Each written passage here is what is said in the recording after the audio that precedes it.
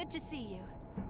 Alright there, Revenants, welcome back to Code Vein, and today, this is not a Road to 100 or anything, it's just we're going to look at the Queen's Knight down there in the pit, where the little arena where you fight him, and we're going to do a boss analysis.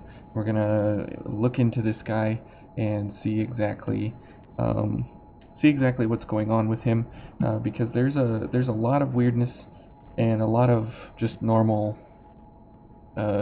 damage numbers that you see out of this guy. So very interesting, and we're going to run our generic Queen's Claw again to get us 100 on the pipe here, because that's super easy to analyze and just to kind of get some easy numbers here, we'll run through it kind of slow. So he has a couple of interesting things going on here. He has a bunch of unblockable moves, he has a bunch of back attack moves, he has a bunch of double dodge, frame perfect kind of moves. This guy has some of the most annoying move sets out of the entire game, and it gets even worse at the Queen's Knight Reborn because he does them quicker and more often, and he jumps a lot more in Phase 3. Here at this point, he's not as bad, but he's definitely up there. But he does, once you learn all the nonsense that goes on with his attack patterns and such, and how they look and how the setups are and how the appearances are, it doesn't turn out to be too bad in the end. So let's start with the weapon types. So we'll go for slash and crush here at the beginning, and our Queenslayer blade is at 418 times 0.9 for the first strike, which turns out to be 376, and the pipe is at 100, so that one will be easy to note. So let's go ahead and see if we can pick up what the damage is here on the first attack if Jack doesn't hit him. So that attack right there is the double dodge frame perfect. Whoops. Come on, Jack, don't hit him. Come on. Okay, Jack, you can stop. So this is why this guy's hard to find all the resistances on. There we go, that's our window. Okay, so 90. So the pipe, if you'll notice, we had 100, and on the first strike it does 90% of its full damage. And there's 376 for slash. So what that tells you is for slash and crush in phase 1, he has no resistance to slash and crush. So you are free to pile on the damage as much as you possibly can in the first phase. And if we look at Pierce, we can pick up like this guy, 1563, and we'll see what number shows up on the damage here. And remember, the impulse anchor is at 100% multiplier on the first attack, and there's 1563. So he has, in phase 1, he has no resistance to slash, crush, or pierce of any kind, which is really, really great, because this means that the one-shot bomb almost barely has a potential to kill this guy. But here in the higher levels, if you were still at level 0 star, you could indeed kill him doing the one-shot bomb with Harbinger and Desperate Burst. So you would definitely be able to do it with him, because his HP at no star is 21,600 HP, and at maximum star here it's at 79,200 HP. So he's one of the lower end kind of bosses as far as HP goes, which is really, really nice. And it's kind of sad that he is a one and done kind of a boss here. So as soon as you fight him and you beat him, that's the end of the fun. So unfortunate there. Now I'm not going to try and get him to phase 2, but in phase 2 he does have a little bit of a change in his damage reduction, and he gets a 20% increase to slash. So slash is the bad one here that you don't want to go for, and pierce and crush both get an increase to 15% resistance. So if we go back to the pipe, since it's the easiest to calculate, and we look at his blood resistance, we can see what this is here in phase 1. Hello? So 90. So because it's the same exact value, he has a 20% resistance to blood, which is very, very nice. I mean, not nice, but it's nice that it's not anything higher than 20%. And if we go for fire, because the blood is canceled out, we will look at what fire is, 108, which that tells us that 20% off of 90 is 18, and so that means for us that he has no resistance to fire. And if we go for ice, ouch, he's gonna kill Jack and me in one blow there. Wow. But for fire, ice, and lightning, he has no resistance. I don't know why I'm trying to show that, but you can try it with all the elements there, and he has no resistance to fire, ice, and lightning, which is really good. That he has 3 elements that he's not really weak to, but he doesn't resist. So what that means is that you can get a 60% increase out the gate right away just from using these 3 gifts, and that only costs you 15 iCore, which is pretty cheap since you can go for blood sacrifice and you can get that increase in 60%. Now this 60% though is very important because it is after let me go to this one. It is after your physical, so it doesn't account for the physical, it counts after the fact. So it's really, really important because all the buffs and modifiers and everything, they'll all be increased by 60% when you go for these three element weapons. So that's really, really important to know because they're almost worth more than the other sets of buffs you can go for. Okay, so if we go for ice, 108, so that's again 18 over 90, and if we go for another 20%, that's 18 up from there was 126, so 108 plus 18 is 20% increase. So he has no resist to fire, ice, and lightning, which is really, really good to know. And in phase 2, he also retains those 0% resistances and the 20% resistance to blood. So it's very nice that as soon as you get to phase 2, you can, let's see, we'll go for this. As soon as you get to phase 2, you're able to kind of burst him down a little bit quicker, just because of the fact that the elements don't take into account any resistance in phase 2. So that's really, really nice. So if we go for something like this, and we come up here, and we can just, okay, I was going to say depending on, oh, there we got the double dodge. Okay, and you can see that you can burst out some quick damage here on him. And unfortunately we lost, whoops, we almost killed Jack there. There we go. So you can see that this guy can go down fairly quickly, and we're not even playing well, and all we have is just the elements here. Okay, so now we are at phase 2, which our sword is at 963 for the damage. Oops.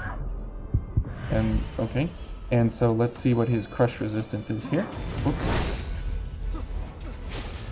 So 721, and if we divide that by 943 times 0.9 for the first strike damage multiplier, that gets us a 15% damage reduction in crush damage. So, whoops, he just cut my face off.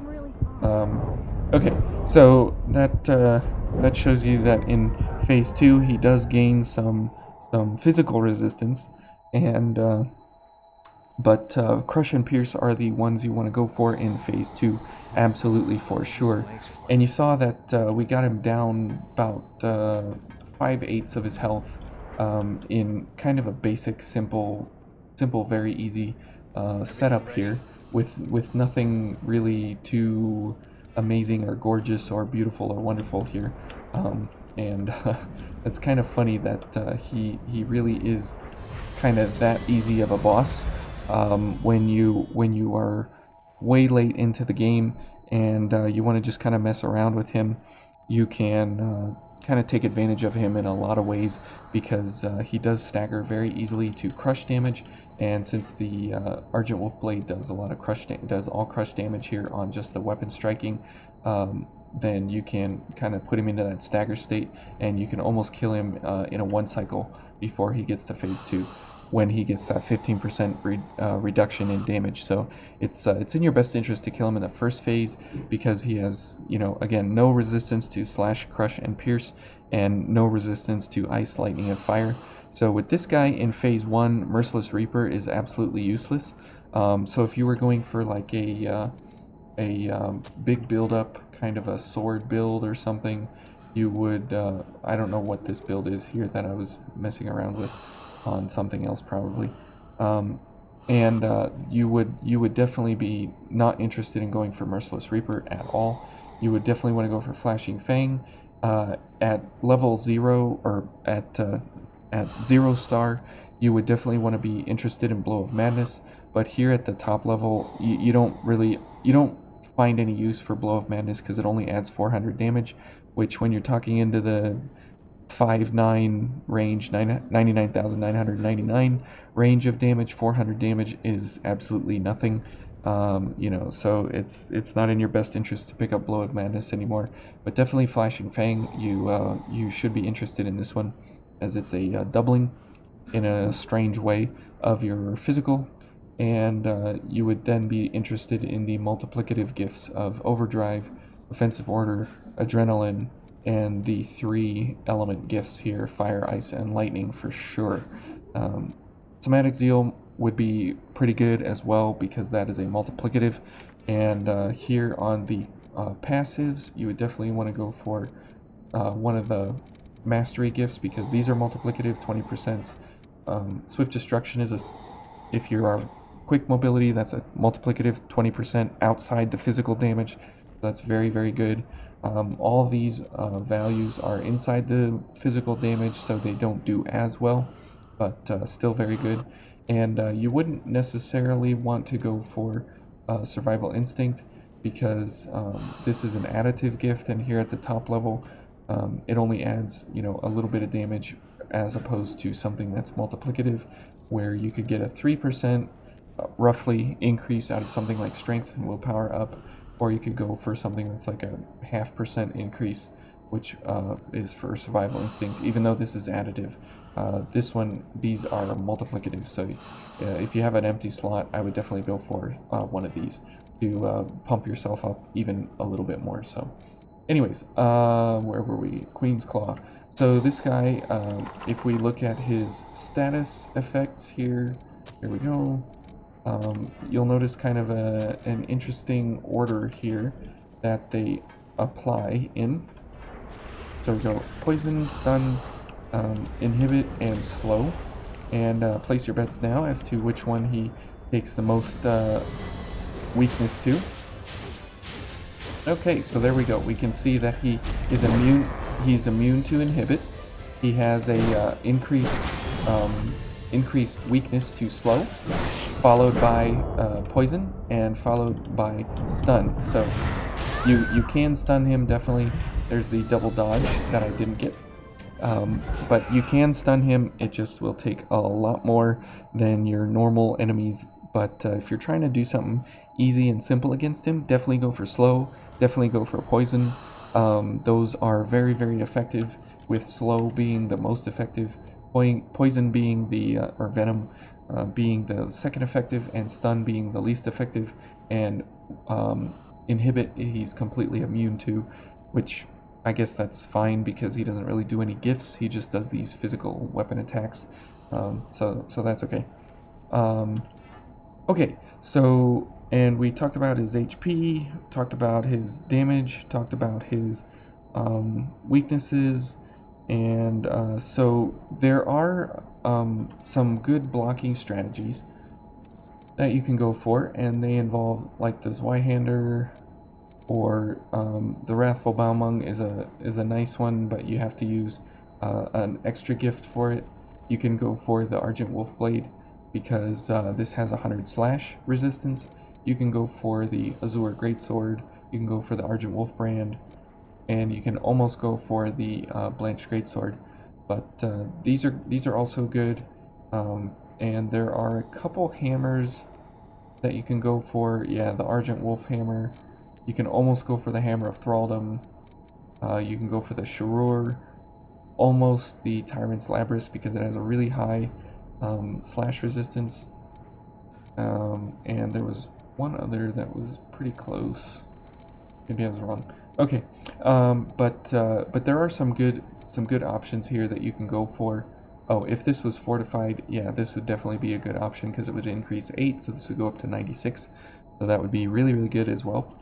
So there are some good options for blocking. However, he does have a lot of unblockable attacks. So let's go see which ones those are.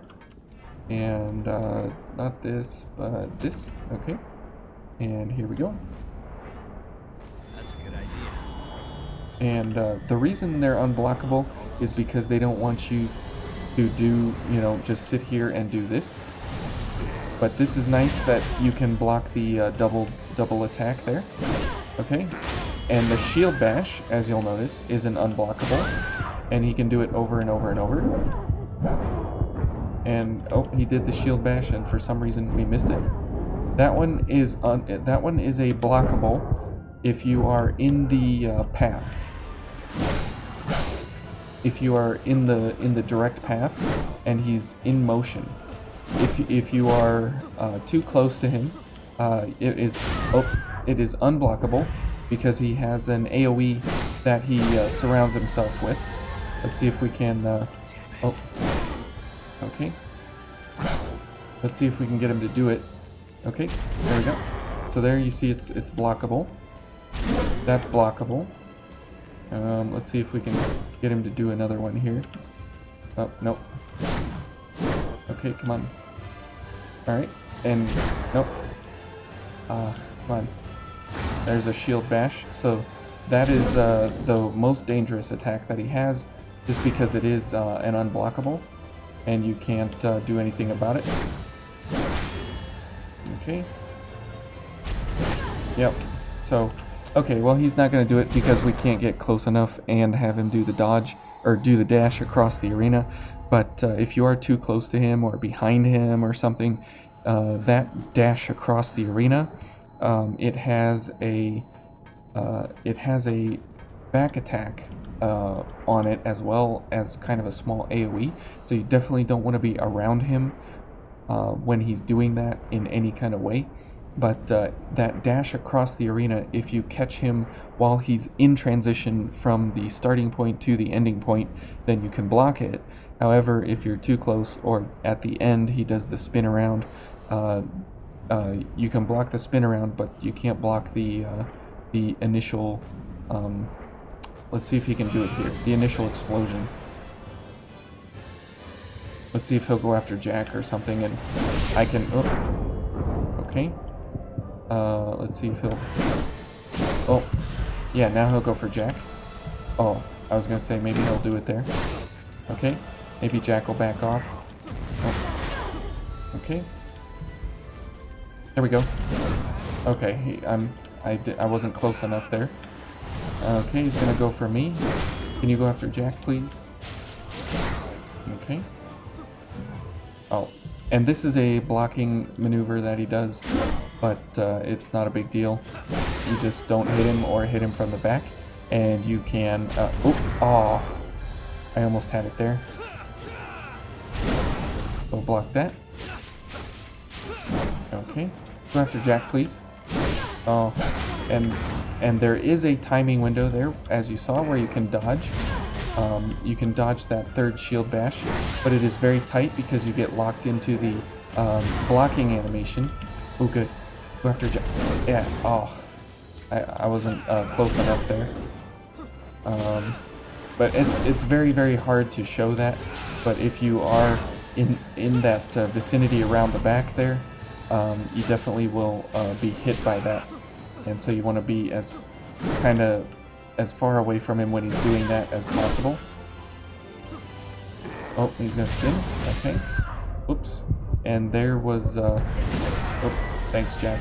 Okay, well, I'm not getting him to show off the back attack, but I'm sure most of you have been hit by it before in the past, where you're standing up, you go around the back or something, and you die by him dashing across the arena, and that is exactly why. But every time he hits you, it kind of locks your character into a blocking animation for a little bit longer beyond what the animation does. So you want to be careful of that. And you can see here you do have different weapon options to dodge or to block with. Some of them are good, some of them aren't, and they all have different stamina reductions. So that's what you want to go for the most. Okay, and you see there Jack did not dodge the shield bash, so he took pretty massive damage. There we go, we are in transition, so we can block it. Okay, and you always want to get into the habit of when he does that double attack where he swings twice. That one and whoops, you always want to get into the habit of dodging on the third run, because you can get into the habit of dodging the shield bash. So that's really good. Okay. Oh, there's a shield bash and we're dead. And you can see that he has kind of a same kind of startup for that side swipe and the overhead, and as well as that attack there and the shield bash. So you kind of don't know which one he's going to be going for when he winds up into that stance. So you kind of got to, there's 1, 2, and then there's a shield bash. So you kind of got to be ready for, you know, what's ever coming after you. And if you just get used to how his patterns go, you can kind of learn when and where everything happens. But you definitely, if you're doing a blocking build, you definitely want to watch for those unblockables, because you'll go in thinking, well, I've got 100 block, and that's not exactly the case. You do have 100 block for most of his attacks, but not for everything that he has in his arsenal. And this just gets exacerbated when you face the Queen's Knight Reborn, and he continues this same set of nonsense here for these attacks and how everything goes. So okay, that's we've talked at length here about him, and if we are going to actually do a kill on him, this is kind of one of my most favorite setups here for this guy, and we can not really utilize Jack because he's here as a regular NPC. He's not Jack with Fatal Surge, and which is unfortunate that you can't use Fatal Surge at all. It's grayed out. It's impossible to use because this Jack doesn't have access to his communal gift yet, because we technically aren't beyond this point in time. We're going back in time when Jack was a little different. So this is the kind of setup here that I would go for to kind of burn this guy down quickly and have a good time with him. So we'll see here just how we do. And to give some context here, we're at 753, but we're at 20% increase on our blade damage already. So that's nice because we're already up 20%, and then we'll be up another 20, 40, and 60, so we'll be up 80% on our damage in the first phase. And since we are running the Argent Wolfblade, we will be able to do crush damage, which means we can get him staggered in the first phase, which hopefully that means then we can get him in a 1 cycle before he transitions. Now there's no guarantee here, so bear with me, and let's see if we can indeed make it a 1 cycle. So alright, let's go ahead and see here. It's kind of fun to see if you can actually do this, just because of the fact that it's a little off the wall kind of weird thing. Okay, and we are below half health. That's good.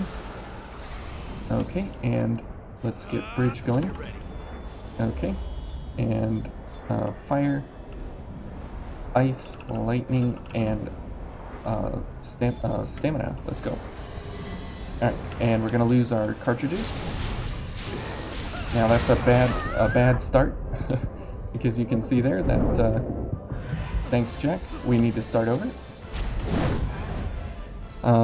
But that's an RNG opening. It really depends how he opens, as you can see there. But we hit him like 2 or 3 times, and we did like 12,000 damage. So let's see exactly what the damage is here on ourselves that we have access to. And then the reason the cartridges are important, because that gets us 80% on the elements, and then we get another 15% here, so that's 95% increase just from those elements. So it's really good stuff overall there. Okay, and then bridge.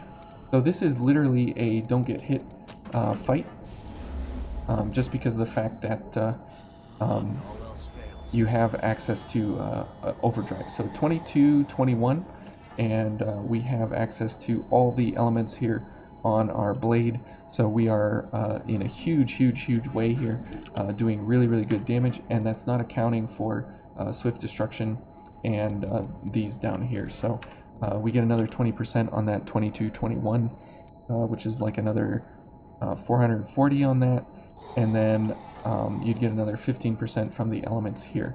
So you have a really good amount of damage that you can put out on this guy very quickly, doing some weird gift setups here and such. Okay, so let's go ahead and see what we can do. And hopefully he doesn't start out with that ridiculous one shot, or with the ridiculous setup there that he started with. There we go. And bridge. Come on. Good. Okay. And you only get 6 seconds on the cartridges. So important there to get going as fast as you can. Now hopefully he doesn't do the spin. Come on. Oh. I almost had the double spin. Okay, but if we just go for more damage here. Oh. Okay, well, and there's the stagger out of his phase transition there, because we're doing crush damage all the time. We're able to stagger him out because we have such a high damage value on ourselves here. Okay, so if I can do this without getting hit, yeah, I know there's all the no-hit folks out there and stuff, and kudos to you and everything, but I'm just not that good.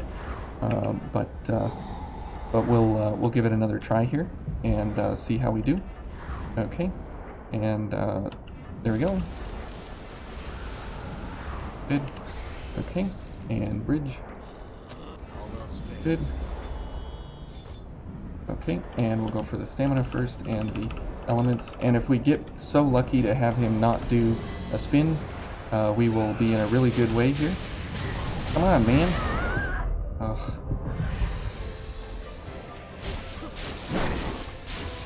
Okay, and there's the first stagger, and he'll stagger out. There we go. Okay, but you can see there that you can just literally ruin this guy very quickly. And since you only need 79,200 HP to kill, and you don't have any resistance to that, you can stack that up very quickly. It's just literally on the first opening attack that if he does the spin to win, we're in a bad way. So really unfortunate that we're getting so many of those spins there. That's really unfortunate for sure against us. Okay, there we go. Come on, there we go. Okay, and let's go. Okay, good. And bridge. Good. And we'll go for stamina. Good. Oops. Oh, I just ruined it. Oh well. Let's go.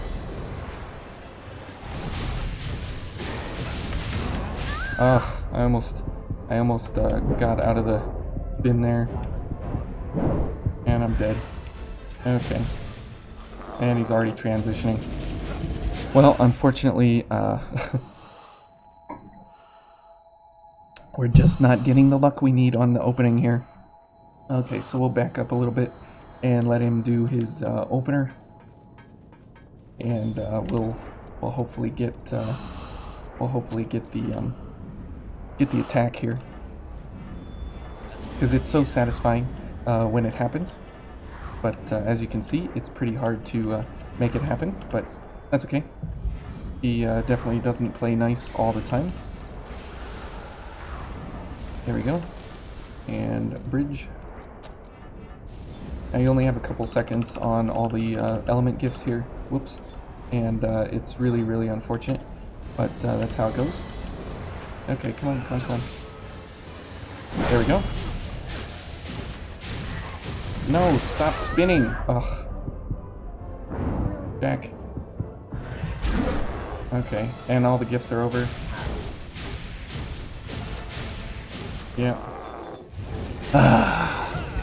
That spin it just ruins everything. Which is why if you run in here with a big crush damage weapon, you can end him immediately in one shot, which is you know, a really simple, easy way.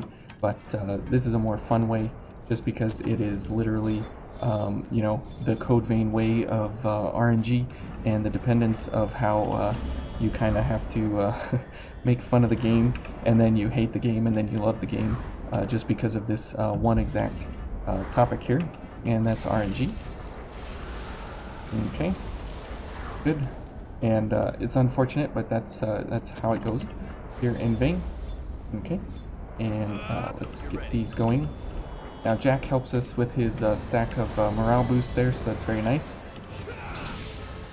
There you go. Oh, stop. Ugh, almost had the double dodge. But that 25% definitely helps because of, wow, this guy, there's a double dodge. Yeah. He's just not playing nice at all. Okay. And I guess we can kind of get a, whoops. Oh man, this guy. This is what makes him hard, is just the RNG. Oh, somehow I was behind him in a weird spot there, so. Anyways, yeah, this guy literally just is an RNG monster because of how his attacks operate and how his attacks come out. None of them are favorable in any kind of a way. You always have to be on the ball, kind of, and if you're not, you just literally get slashed in the face, and that's just how it goes with this guy. It's unfortunate, but that's how it is. Okay. Good. Oops. And one more. And bridge. Come on. Okay, and we'll just, whoops, we'll just go, sure, and we'll go for stamina. Okay. Of course. And I can't get the double dodge. Oh man, Jack, stop dodging. You're not in danger, dude. And all my element gifts are leaving. Oh, good grief. Yeah, so this is where the difficulty comes in, is just getting that double dodge on the spin, and you know, running a one-handed sword. It's even better when you run the pipe setup on him, just because it's basically the same thing as this, just less less power overall. All right. Good. And I guess we'll go from there, because I think we have enough for everything. Okay. Yeah, we got enough. Good. Okay. Now we can go for everything else here.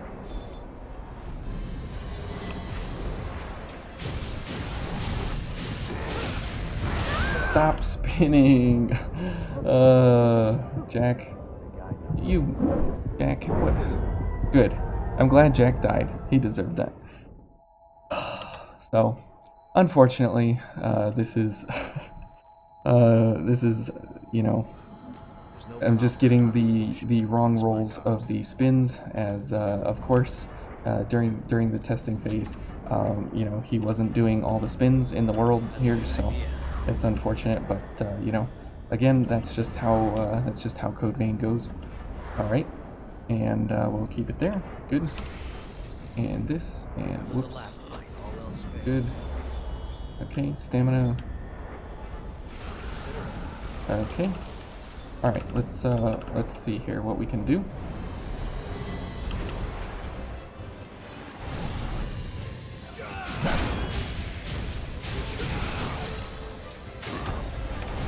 Oh, now there is a dodge window there, but I missed it. There's the change in elevation. There, we staggered him. Oh.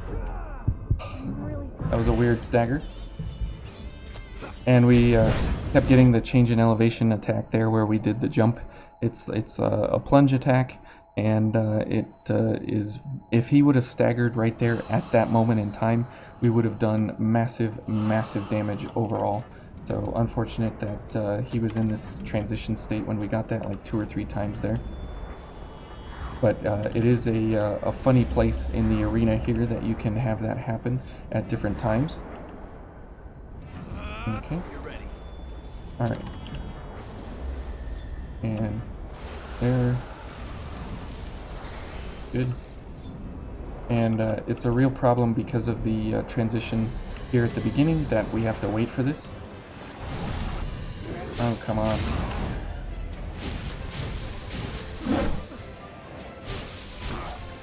Okay, good. That means we can get him to a stagger point here.